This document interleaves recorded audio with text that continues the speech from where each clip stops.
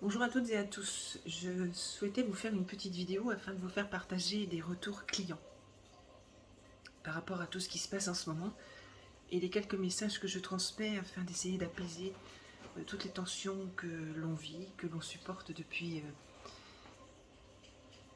on va dire, un peu plus d'un an, sachant que pour certaines personnes ça fait des années, celles qui ont été considérées comme des cibles depuis longtemps parce qu'elles essayaient d'éveiller autrui, parce qu'elles étaient conscientes de ce qui se passait, parce qu'elles savaient tout simplement, pour x, y raison, quels que soient les secteurs d'activité, quel que soit le type de personne, il y a énormément de gens qui étaient parfaitement au courant de tout ce qui pouvait arriver ou tout ce qui pouvait se passer, sans forcément avoir soit des preuves, soit des possibilités d'illustrer leurs propos, soit en étant tout simplement considérés comme crédibles. Et il y en a extrêmement peu qui ont été considérés comme crédibles au sujet de cela. Donc vous le savez, puisque moi-même j'en fais partie, et on se découvre les uns les autres au fur et à mesure, et on se rend compte qu'on est de plus en plus nombreux à avoir été le sujet de toutes ces personnes qui tentent de nous détruire aujourd'hui et qui n'y arriveront pas. Voilà.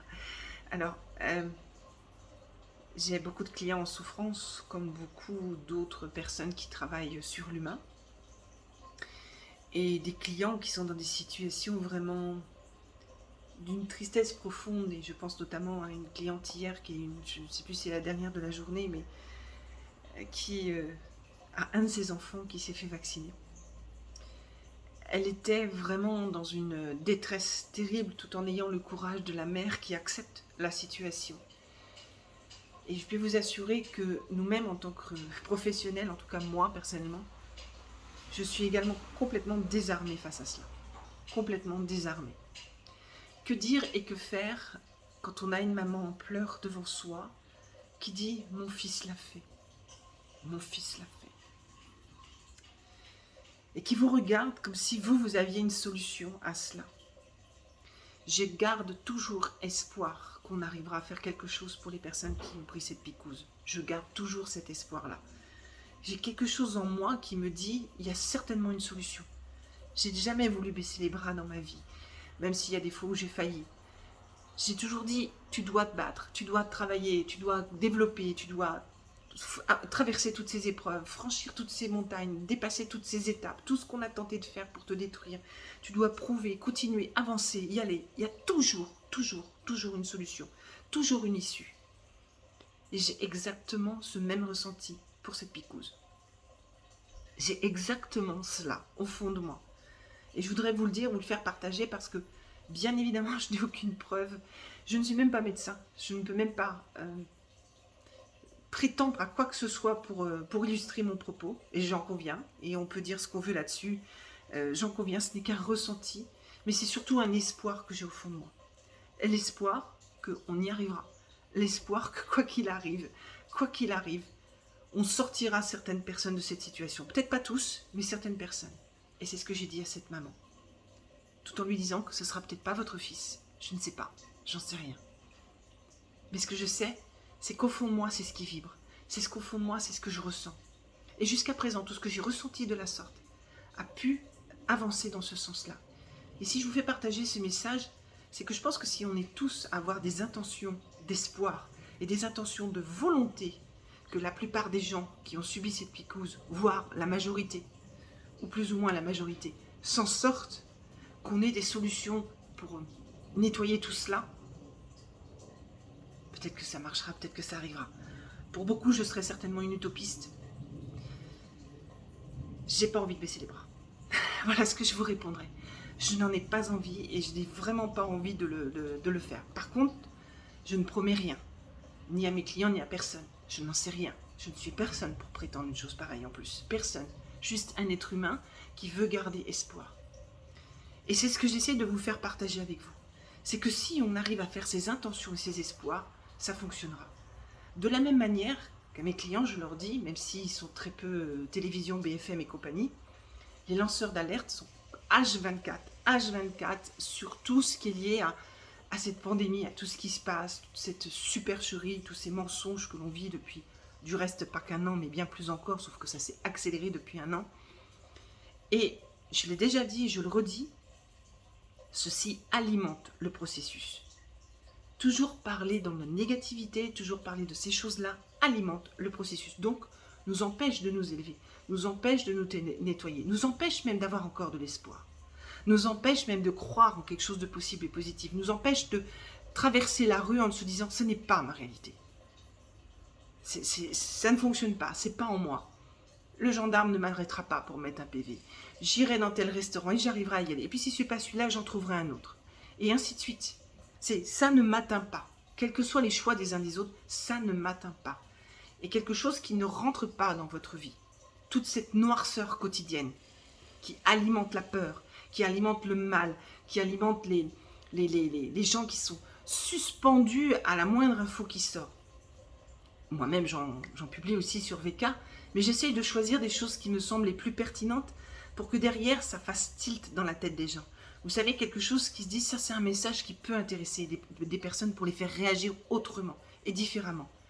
Mais en aucun cas, j'apprécie, moi personnellement, je n'apprécie, pardon, toute cette surmédiatisation, mais même sur le net, hein, parce que c'est pas que les mainstream, où on parle tout le temps de ceci, on fait toujours intervenir les mêmes personnes, et ainsi de suite. C'est en boucle depuis je ne sais combien de temps. Ça fait le jeu de la cabale. Ça aussi fait le jeu de la cabale. Alors, ça fait plusieurs fois que je le dis, ça fait plusieurs fois que je le mets en avant. Je sais qu'il y a des gens qui ne sont pas d'accord, tant mieux, c'est leur opinion. Moi, c'est la mienne. Et c'est la mienne et je l'ai pratiquée. Je le pratique depuis pas mal de temps. Et je me rends compte qu'en effet, c'est très différent dans ma propre vie. Il faut savoir que je me suis permise de dire en off à certaines personnes que je me sens beaucoup mieux depuis, on va dire, 2019. Avant, j'ai tout fait. J'étais comme dans un... Je ne sais pas comment l'expliquer, une prison, un carcan. Tout le mal qu'on essaye de faire pour me détruire. Tout était fait pour essayer de dire j'ai tort, ceci, cela, etc. Ce que j'ai vécu, d'autres l'ont vécu. C'est ceux qui sortent du lot aujourd'hui, pour certains, pas pour d'autres. D'autres l'ont vécu. Peut-être pas de cette manière-là, mais d'autres l'ont vécu. Je ne sais pas pour eux, mais moi, je me sens vraiment beaucoup mieux depuis environ 2019. Comme si j'étais libérée. Je sens ces énergies-là. Je sens ces choses-là. Et j'ai envie de vous les faire partager, parce que si ça peut aider ne serait-ce qu'une seule personne, j'aurais pas perdu mon temps. Je ne cherche pas le buzz, je ne cherche pas à ce qu'il y ait des millions de vues, vous le remarquerez. Je ne cherche pas à ce que ça a passé ceci, cela, etc. Je cherche juste à transmettre et à partager. Et je vous dis, si c'est une seule personne, juste une, merci. Juste une, merci. Ouvrez-vous à vous-même. Pensez à votre conscience. Canalisez vos émotions. N'alimentez pas cette peur. Personne aujourd'hui, ou quasiment personne aujourd'hui ne parle de l'avenir. J'en connais très peu qui parlent de l'avenir. Du reste, ce n'est pas ceux qui sont invités sur les plateaux mainstream ou pas mainstream. Hein, les deux oppositions médias qu'on a aujourd'hui. Pas ceux-là. Il y en a quelques-uns qui en parlent très peu. Et je pense en faire partie. On ne sait pas vers quoi on va. Mais c'est nous qui allons construire cet avenir-là. Parce que de toute façon, le passé est mort. Ceux qui disent on va pouvoir revivre la vie d'avant, retourner à la vie d'avant. Non. Moi, je crois intimement, je suis persuadée, convaincue, et tant pis si je me trompe, et tant pis si vous n'êtes pas d'accord, et tant pis si vous me traitez encore une fois d'utopiste, que demain sera quelque chose de juste merveilleux. Dans l'humain, mais l'humain dans sa vraie essence, pas ceux qui prétendent parler d'humain. J'en connais plein qui utilisent le mot humain depuis des années. Mais que savent-ils réellement de l'humain? Quand on sait que déjà dans notre métier, on ne peut pas savoir ce que c'est que l'humain. On ne peut pas. Vous êtes tellement tous différents. Nous sommes tous différents. Et dans les différences, il n'y a pas que des êtres humains. Il y a des choses qu'on ne sait pas expliquer. Et je préfère garder juste le mot choses entre guillemets. Parce que certaines de mes convictions pourraient ne pas passer. Et parce que je n'ai pas les preuves pour les illustrer. Mais il y a des humains et il y en a d'autres. On n'est pas tout seul. Ça, j'y crois depuis longtemps. Et j'en suis convaincue. Et y compris sur cette terre. Donc je vous fais partager mon opinion, hein, je réitère. Vous n'êtes pas du tout obligé et d'y croire et d'adhérer et de l'accepter. Je vous demande juste, si vous critiquez, d'être le plus bienveillant possible. Hein. C'est tout ce que je vous demande. Vous avez tout à fait le droit d'être contre moi, mais soyez bienveillants. Cet humain-là, il est riche d'extraordinairement choses, de tas d'extraordinaires choses. de potentiel, d'intelligence, d'émotion, de culture, de savoir, de tout ce que l'on veut, de tout ce qui compose cet être humain. Et tous, nous sommes différents. C'est cette richesse complétée des uns des autres qui fait qu'on est encore plus fort. Donc, ce qui se passe aujourd'hui, c'est qu'on parle beaucoup d'humain, mais on ne sait pas forcément travailler avec cet humain. Dans le sens travailler, c'est-à-dire qui j'ai en face de moi. Comment je dois me comporter avec cette personne en face de moi. Je ne l'aime pas parce qu'il parle comme ceci et comme cela, ça ne me plaît pas, et hop, pof, je ferme la porte. C'est impulsif, gamin, un petit peu, comment dire, gamin dans le sens où un enfant pourrait réagir ainsi, et beaucoup moins un adulte. Ce n'est pas réfléchi, c'est ça que je voulais dire, je cherche mes mots, pardon. Ce n'est pas réfléchi. Et c'est encore moins réfléchi si on ne sait pas vraiment qui on a en face de soi, mais si on préfère le juger, le cataloguer, le faire rentrer dans une case. C'est typiquement français. Typiquement français. Je vous assure, je le réitère encore, mais quelle chance que j'ai d'avoir des tas de contacts avec l'étranger, de par mes clients ou des contacts tout simplement, et je me sens tellement plus à l'aise par rapport à cela, où il n'y a pas de jugement de valeur, où justement on ne jette pas les gens comme ça, comme un Kleenex, où on essaye de comprendre, où on accepte la différence, où on peut échanger calmement, posément, sans être forcément d'accord. Et en plus se revoir encore et refaire la même chose. Et, ah, peut-être que là, tu as raison, peut-être que là, oui. Et des deux côtés. Ça s'appelle l'intelligence, de communiquer les uns les autres et de s'accepter les uns les autres avec nos différences. Avec nos différences, parce que personne n'est parfait. On apprend tous les jours.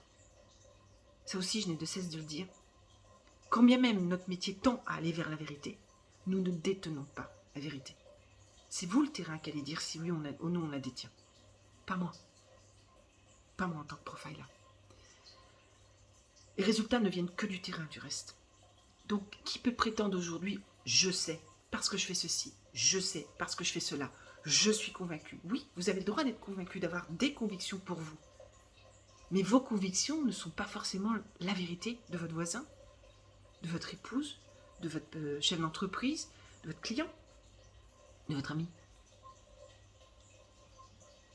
C'est pour ça que je parle de conviction. C'est pour ça que je parle de dire, moi je crois en ceci, et ça n'engage que moi. Mais je sais que je ne suis pas seule à penser ça. Et c'est pour ça que je vous fais partager que ça. Parce que je suis persuadée que les résultats que j'ai obtenus, vous pouvez les obtenir aussi. Que d'avancer comme ça en estimant que il faut faire abstraction le plus possible de toutes ces choses et vivre sa vie sans se préoccuper de ça. Parce que de toute façon, ça n'a ni queue ni tête. Ça ne repose sur rien de crédible, rien de tangible, rien d'humain, rien d'humain, rien d'humain. Que ce n'est qu'un jeu. Un jeu sur lequel on va tout faire pour nous tester notre sensibilité, nos émotions, nos peurs. Il n'y a pas de raison d'avoir peur. Quelles sont les raisons d'avoir peur? Alors vous allez me dire, ah oui, j'ai des raisons d'avoir peur parce que mon mari s'est fait picouser, ou mon fils s'est fait picouser, ou ma mère s'est fait picouser, et ainsi de suite. Mais l'humain, c'est aussi le libre arbitre. C'est de respecter l'autre, non pas pour ce que soi, on veut être, on veut faire, mais pour ce que l'autre a envie de faire. Je suis dans un métier où on sécurise beaucoup les gens, dans le réel et le virtuel. Mes clients, quand je leur dis, là, vous vous mettez en danger pour telle et telle raison, ils m'écoutent, parce que factuellement, on a des éléments, on a toutes les précisions, on a tout ce qu'il faut, et ils m'écoutent. Alors, il m'arrive de ne pas avoir de preuves tout de suite, parce que le profilage, parfois c'est ça. Et elle tombe 1 mois, 2 mois après, ou 10 jours après, ça dépend. Bon, quand elle tombe, le client, là, il a compris. Donc après, il est clair qu'il m'écoute, même s'il n'y a pas les preuves, parce qu'il voit bien que, oui, c'est en plein dedans. Mais globalement, on arrive toujours à avoir les preuves. Quoi qu'il arrive, ça finit toujours par sortir. Donc là, c'est factuel, c'est concret, je dis que vous êtes en danger, et il considère, il met en place. Mais si vous avez une personne en face de vous, qui est convaincue que la picouse, c'est bon pour elle, qui est convaincue de le faire, des tests PCR à outrance, qui est convaincue que la picouse n'est vraiment pas bonne pour elle, c'est son libre arbitre. Qu'avons-nous à dire à cela? Qu'avons-nous le droit de dire à cela? Personnellement, c'est ce que je dis à mes clients et je fais partager cette expérience, j'essaye d'instruire la personne, très gentiment. Je commence souvent par des questions ouvertes, de dire, est-ce que vous savez, est-ce que vous avez fait le tour de la question de quelle est cette picouse? Est-ce que vous avez suffisamment illustré votre savoir sur des vidéos diverses et variées concernant cette picouse? Et on commence comme ça, et en fonction des réponses, vous essayez de placer certaines choses. Mais si vous les imposez, s'il y a quelqu'un de convaincu en face de vous, c'est pas possible. Vous pouvez pas. Mais si malgré tout, quelles que soient toutes les vidéos, les propos, tout ce que vous voulez que vous avez suggéré à cette personne ou tenté de faire instruire, elle se fait piquer. Et quand bien même ce soit votre enfant, je suis mère aussi, hein, et bientôt grand-mère. Donc, qu'avons-nous à dire? Qu'avons-nous à dire? Bien sûr, ça fait mal. Bien sûr, c'est terrible. Parce que nous, on sait. Et c'est pour ça que je veux garder cet espoir qu'il y aura quelque chose pour en sauver quelques-uns. Peut-être pas tous, mais j'y crois. J'ai envie d'y croire. Pour moi, il n'y a jamais de fin. Il n'y a que des recommencements, des continuités. C'est peut-être parce que c'est l'histoire de ma vie. Mais il n'y a jamais de fin. Fermer les portes ne sert à rien, en quoi que ce soit. Parce que ça vous empêche d'être ouvert, ça vous empêche de vous cultiver, ça vous empêche de reconsidérer les choses, ça vous empêche de vous remettre en question. Mais c'est votre choix, c'est notre choix à tous, c'est ce qu'on veut. Donc je voulais vous faire partager cette vidéo, ces messages en guise de conseil et de partage, parce que je pense que chez certaines personnes ça va faire écho, parce que je pense que ça va essayer de vous aider à vous remettre en question, ou réfléchir sur certaines choses, vous faire élever aussi, quelque part. Le débat est ouvert, hein. Est-ce qu'une petite vidéo comme ça ne pourra pas suffire pour pouvoir, véritablement répondre à tous les points, et puis je ne vous ai pas en direct pour aussi les questions. Je crois que c'est un sujet qu'on va pouvoir aborder en fin mois d'août. J'ai une interview qui est prévue là-dessus, ou en tout cas sur ces sujets-là, de mémoire. Peut-être que ce sera le moment de le faire. Ce qui est important, c'est qu'on considère que le passé, c'est fini. Parce que cette lutte, elle a un but, c'est de vraiment stopper tout ce passé. Et qu'alimenter le processus qui est lié au passé, c'est alimenter le passé et la cabale, et donc c'est s'empêcher d'aller vers le présent et l'avenir. C'est mathématique, ça. Je n'ai pas toutes les clés, je ne sais pas vers quoi on va. Moi, je crois qu'on va vers quelque chose d'extrêmement meilleur, mais c'est à nous d'en faire notre réalité. C'est à nous d'en faire notre réalité. Dans une des émissions, je disais dernièrement, nous n'avons pas besoin de politique, parce qu'on me pose souvent la question, mais vous verriez qui comme homme politique? Aucun. Aucun homme politique. Aucun. Enfin, en France notamment, parce que je suis quand même française d'origine, même si je ne suis plus vraiment en France. Donc, aucun, ça c'est clair. Pour autant, il y a une réflexion qui m'a été faite et qui est très juste lors de cette interview, qui est donc celle que j'ai postée juste avant d'ailleurs, c'est qu'il y a des gens qui ont besoin de chefs, qui ont besoin de tête de file pour vivre. Parce qu'il y a des gens qui ne peuvent pas vivre seuls. Il y a les leaders et les non-leaders, en fait. Ce qui n'est absolument pas un reproche. Mais il y a des gens comme ça. Et pour ces gens-là, je suggérerais qu'il y ait des... Comment dire? Comme des chefs de clan, entre guillemets. Mais qui soient des sages. Vous voyez? Des sages. Pas des chefs en soi. Dans la notion de transversalité, non pyramidale. Pour ceux qui en ont réellement besoin. C'est vers ça qu'on va tendre. C'est vers cela qu'on va tendre. Pour des gens comme moi, non. Moi, j'ai pas besoin de savoir, je veux pas de chef, que j'ai des amis, que j'ai des gens autour de moi qui me disent oui, on peut avoir ceci, on peut avoir cela, qui nous permettent de, comment dire, de ne pas aller dans les mauvaises directions, de ne pas faire des choses qui sont peut-être pas justes, ou au contraire de développer certaines choses auxquelles on n'aurait pas pensé, et ainsi de suite. Bref, d'avoir ces échanges qui nous disent ah oui, là je suis peut-être pas bon, là, ou là je ferais peut-être jamais leur ça, ou ça finalement c'est bon, mais on va peut-être le faire à plusieurs, et ainsi de suite. Ces échanges-là qui nous permettent d'évoluer en fait finalement, de nous améliorer, de se développer. C'est ça qui est intéressant.